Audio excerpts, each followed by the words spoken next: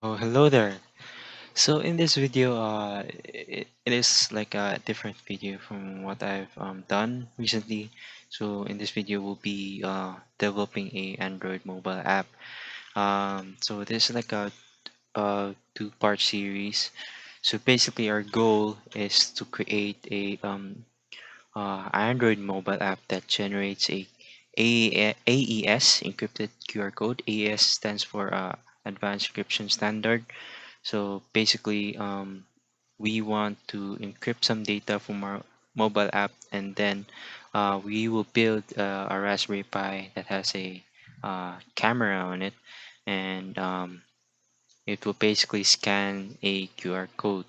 And our goal is that again we will generate a QR code from a mobile app that is AES encrypted, and this will be then scanned in our Raspberry Pi. So the QR code scan algorithm will be using OpenCV to do that. And again, basically we scan this AES encrypted QR code, and the Raspberry Pi will then decrypt it using again the AES algorithm. And so yeah. Again, just this is the goal of the this series, and the reason why I create this one is because I'm facing I'm currently working on a project, and this is quite relevant in our project, wherein we need a some security feature so that basically our Raspberry Pi has a QR code scanner on it, and we want that it can scan a QR code, but uh, only limited to the data that we want, or the data that is authorized, basically. So if you have a similar project, and then I'll be showing it to you how should it be done. So first on, let's work on with the Android mobile app. So I have already here a the code, so basically just to save time, and I'll be using the Flutter um, SDK. So if you have no experience at all at Flutter or in Android development at all, so I recommend you to get some like concepts or basic knowledge on it, because this video won't be a beginner tutorial on like Flutter.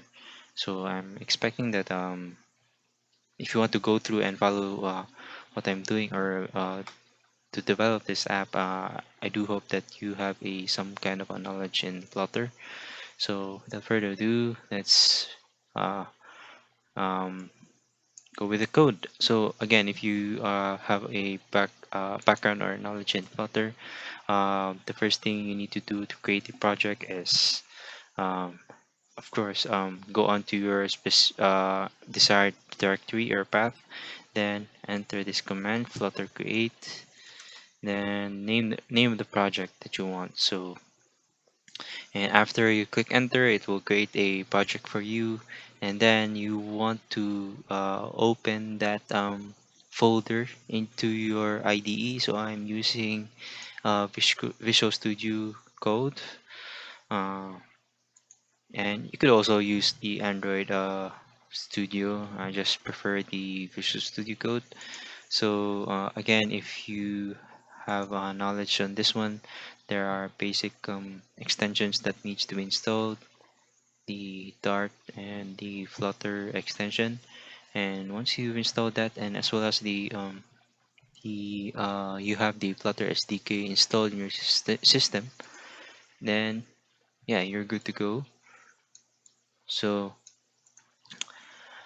yeah, so I've already again created the code just to save you some time. So let's go on to the code. So again, we'll be creating our mobile app will be generating a QR code depending on the data that we enter. So basically, there's this QR code image, and then a text field where we can enter the data that we want to encrypt, then generate as QR code. So in order to do that, we have some uh, packages that we need. So just to install these packages, again, a QR plotter and an encrypt. So QR plotter is the package or dependency for generating QR code, and the encrypt package is for the AES encryption. So you can head on and check it here in the pub.dev website. You can basically yeah, just search QR plotter and click on this first suggestion and just uh, put this line of code in your pubspec.yaml. Make sure it is in the latest version of that specific package, and the same goes for the encrypt. So let's just um,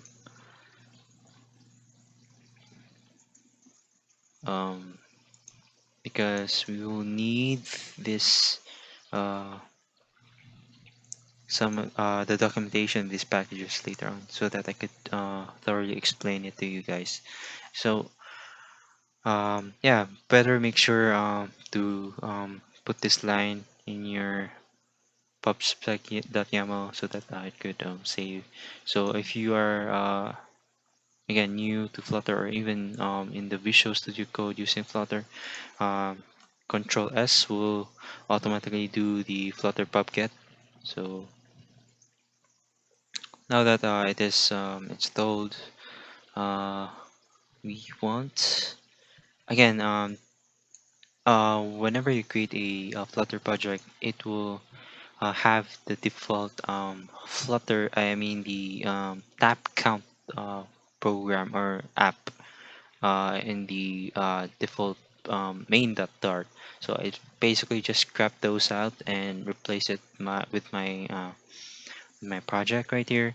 So again, if you, I do recommend to have some. I do recommend that you have some kind of knowledge, or yeah, again, background in Flutter.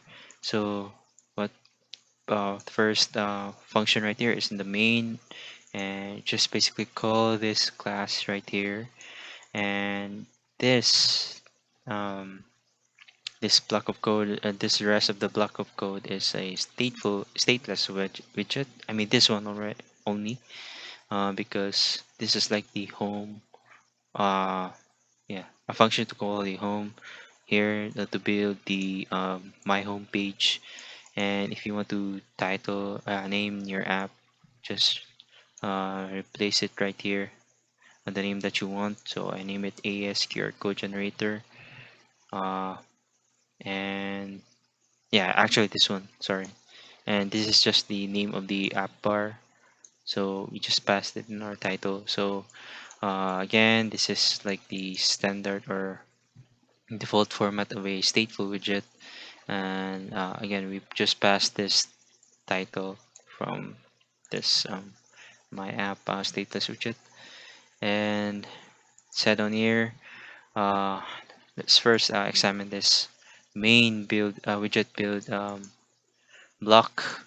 So of course in we need to return a scaffold widget, and under the scaffold widget I pass in an app bar, and the title is the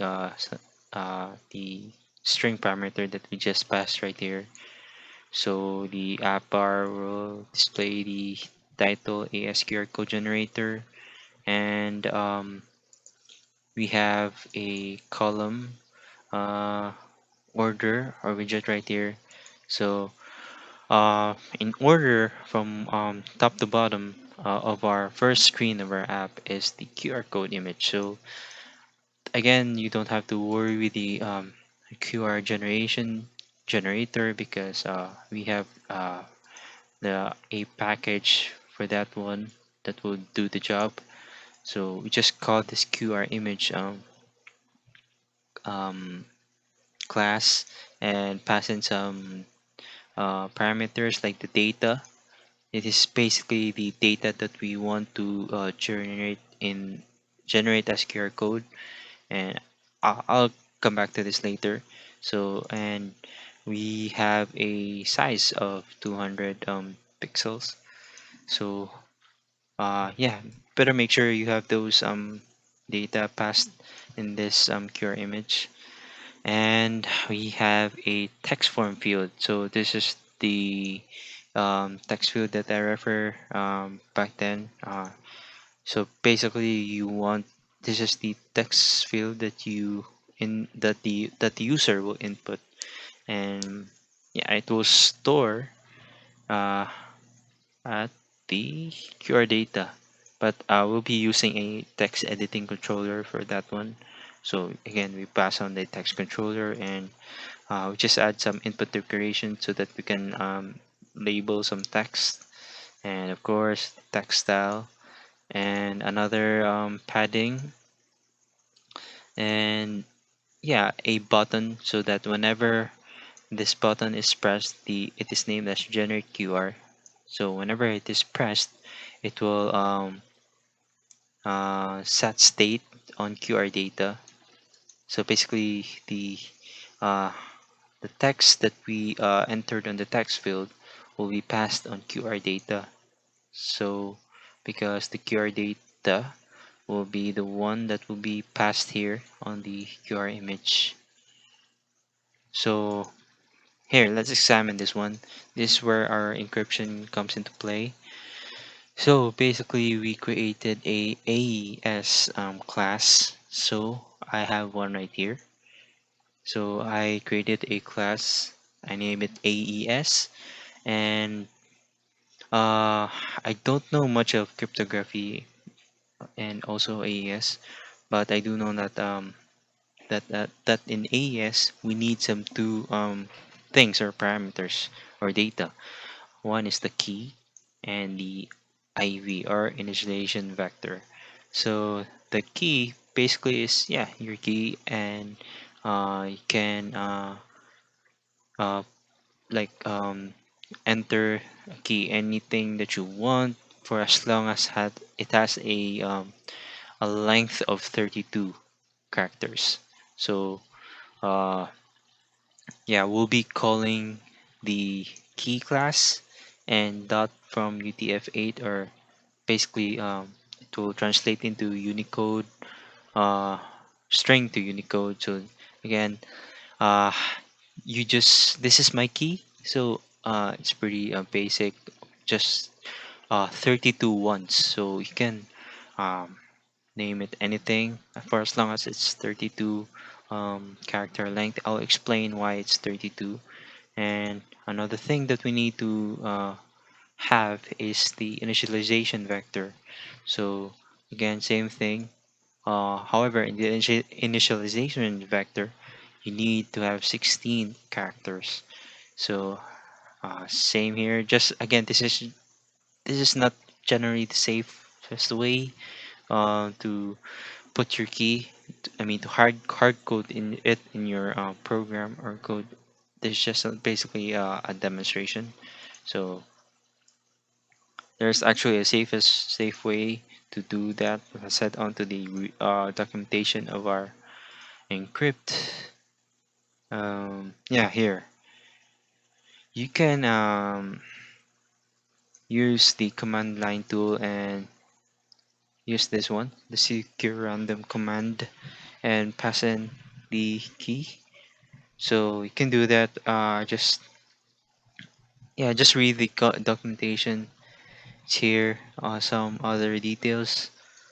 So it can also store some random for you so that you don't yeah, you just store it in your machine or in your computer. So I'll prefer to do this one because again, just for the sake of demonstration. So again, for the key, you need to have a 32 key length. So I'm using a string, so I need to translate it into UTF-8 or Unicode, and a 16 key, uh, a 16 IV length. So I have 16 ones right here. So yeah, and the reason why I use some prefix on this package, the encrypt package, is because the encryptor, or there's some kind of conflict in the on the native Dart packages or Dart files. Basically, there's a conflict on, I forgot which variable on it was it, or I think it was the encryptor. Yeah, this one actually. Encryptor is actually it's like also other a class from a specific Dart file. I'm not quite sure, but yeah, this is one reason why I append some prefix on each time uh, the a a class or a method is used from the encrypt.dart. So please do remember that one, because it will create an error or exception if you don't prefix every instance of the package. So again, now that these are done, you create a encryptor instance. So again, a prefix of encrypt and encryptor, and you basically need to pass the mode of cryptography that you want. So again, the encrypt package, I guess it does not limit to AES only. Yeah, it has also RSA, SASA 20. You can explore it on this documentation. Just head on to this package documentation. So for now, I will be using the AES, and um, yeah, we pass on the key that we just created right here, and the mode we specify it into AES.CBC. So if you don't know, there are several modes of AES. One of it is CBC. I have no particular reason why I chose that. It's just that the AES-CBC is well documented in the Python. So uh, for the decryption side, okay. So in the Raspberry Pi side, so uh, I'll be talking onto that later. So just yeah, that's the reason why I just chose the .cbc, because it is documented in the PyCryptodome. Later on, we'll be doing that in the Raspberry Pi side, in the decryption part side, in the QR code scan. So first, let's just settle this app right here. So again, we just want to encrypt the data. We don't necessarily need to decrypt it, because the decryption job is done at the um, Raspberry Pi side, basically in Python, and that will be later on in part two. So next is after this one is done, we create a method or function right here.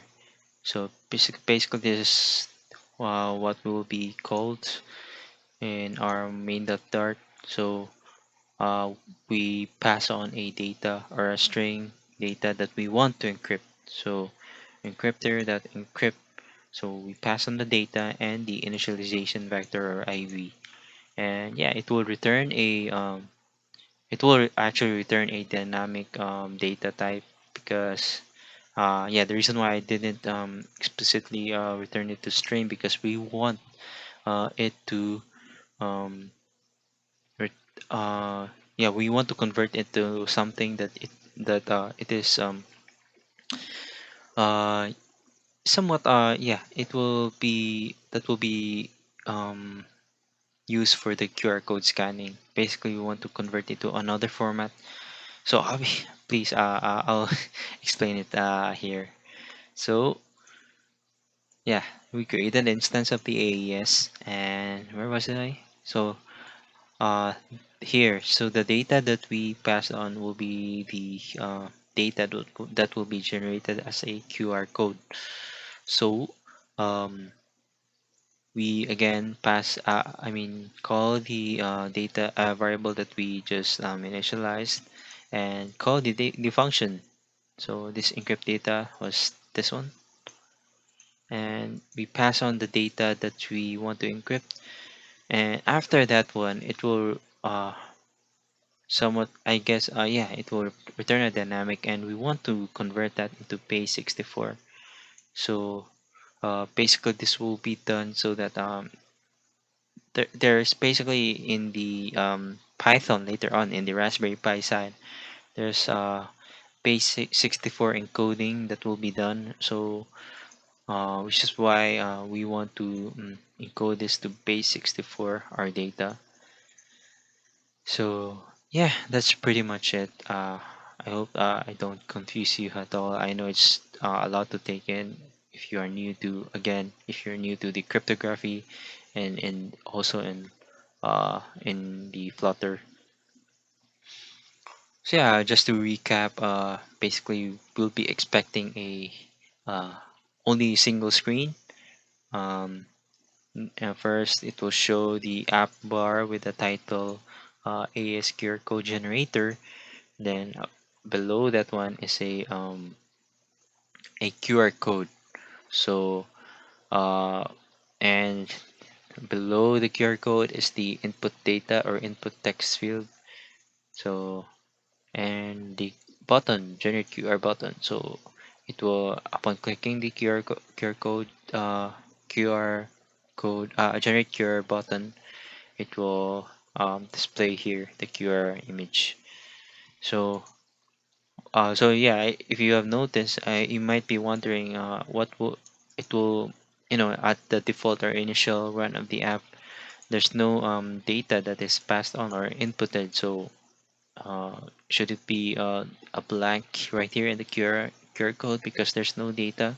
So I just added, a single space right here so that there will be a QR data, even though there's no, basically we avoid null data. We just pass single character, anything that you want. So yeah, hopefully let's run this one. And again, I'll be using my a physical Android device to run the app. And yeah, just hit F5. So uh this is the launched app. So by the way, I'm using a screen mirroring app right there. So yeah, this is the app. As you can see, it's quite simple. Yeah, you just enter a data. What the QR code is being displayed right here is just basically the empty or single character space, and encrypted and convert into base 64. So let's test out different center such data like test. So and once you click generate QR, it should change. There it goes. So you can try out different datas, alphanumeric datas. It can cater that one as well, such. So yeah, depending on your input data or yeah the data that you want to encrypt. Um, uh, yeah. So in order to validate this to turn into decryption, decrypt the data, we will be first code our Raspberry Pi with the algorithm, the AES decryption algorithm, and as well as with the OpenCV QR code scan. So that will be in the next video. And yeah, we can't validate this one for sure. If if the encryption works or for sure it does generate the QR code. So we'll find out that in the next video. And so yeah, you could also just if you have uh, a QR code scanner app, you could scan this one. And if you scan this one, it don't expect that it would show the test data. Let's say I entered here test input data, and if once you scan this one, it should generate, or it should yeah, it should output to an encrypted text, not the plain text, or the yeah, not the plain text. And yeah, we'll figure that out in the next video. Let's jump into the Raspberry Pi side. So see you, and yeah, see you next part.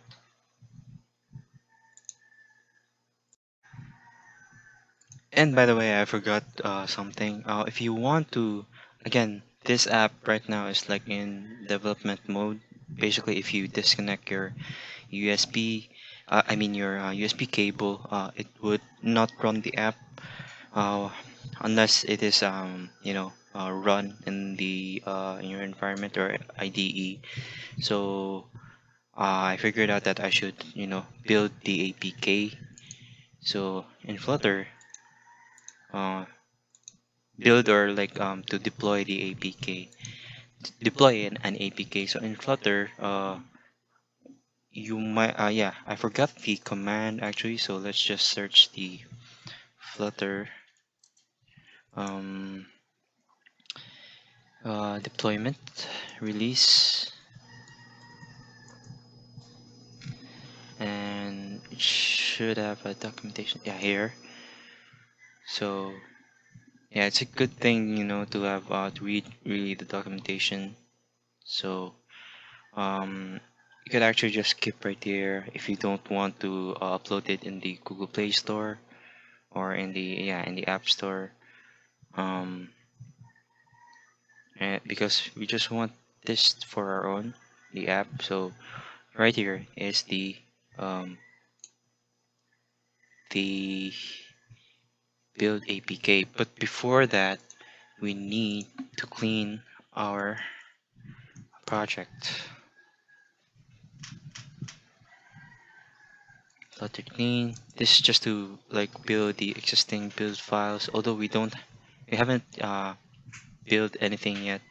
It's a good practice to do this so that it would also clean the existing cache. So we'll wait for that one.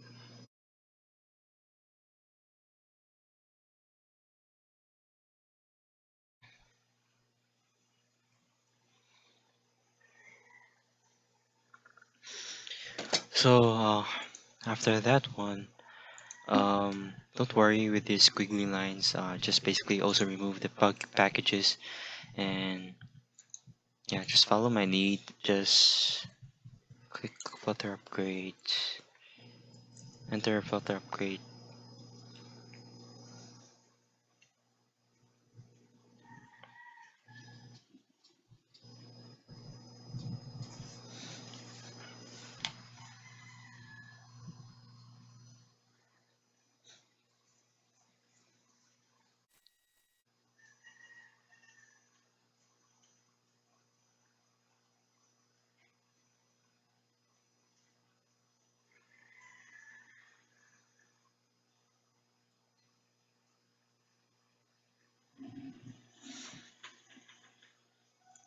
For that one, let's enter Flutter Puppet.